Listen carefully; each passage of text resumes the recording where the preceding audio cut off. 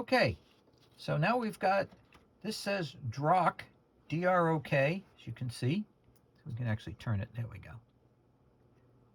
USB load tester, electronic load test resistor module capable of 25 watts. It says LD25, USB and Type-C interface. Discharge adjustable constant current from 0.25 amps to 4 amps. Intelligent temperature control with cooling fan. And that is the case. I have seen the fan will turn on by itself and cool it. Let's take a look at it first before we get into using it. So we've got two buttons here. This is an on-off button. This is for changing some settings. You've got an adjustable, this is to change the load right here. If we look at this end, we've got a Type A USB and a Type C USB, and we also have micro USB. And what have we got underneath? Let's take a look underneath. What I see is an LM317 regulator, a TIP 122 power transistor, a few other devices. Let's see what that is. We've got an ST device, and we've got this Nuvotron device, and then over here we've got a 74 HC595. All right, we've got it connected to a power bank. It's actually going through the breakout board. We'll look at that later. But for now, oh, okay, the power bank shut off. That happens. Let's turn it back on. And I turned off the bright light so you can see the display, and you can see it's flashing. When I hit the on-off button, it comes on, and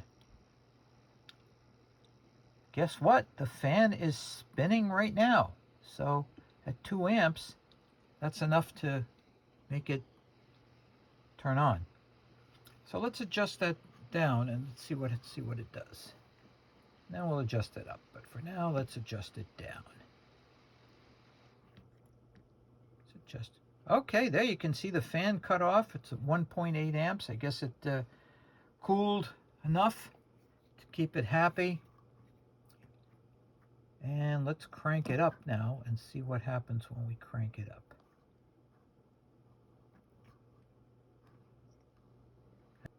Okay, the load is set for 2.6 amps. And of course the power bank shut off. Let's turn it back on. And wait for the screen to come back. There we go, 5 volts at 0. Now we're going to turn it on. Let's see what we get. Voltage dropped a little bit. Not unexpected. And the fan is on. And we're sitting at 2.6 amps. And as we know that this particular USB multimeter can handle up to 8 amps.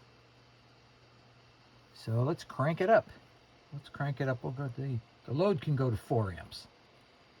So let's take it all the way up. Let's see how high we can take it. See if it stays consistent.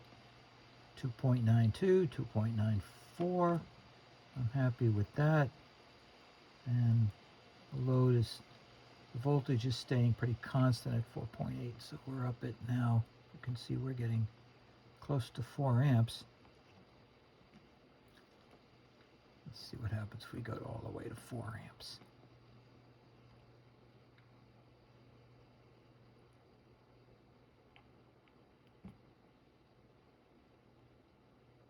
All right, so now we're running at 4 amps. And now that's interesting. The meter is saying, well, the meter is saying 3.43. I guess that's, you can see the voltage is down to 3.7. So I guess it may be, that's going to be the battery. That's just going to be a battery. Let's bring that current way down again. Let's bring that back down to 1 amp or so. And you can see it coming up. So that's a little more than the power bank can handle. But, you know, power banks are not, let's see. Let's bring it all the way back down to 1 amp. And you can hear the fan is still on. You can see it.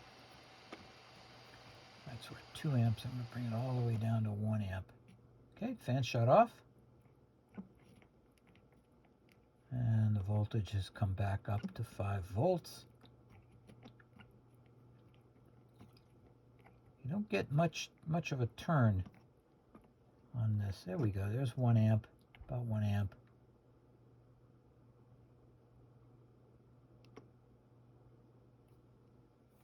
So 1.03. They are both matching.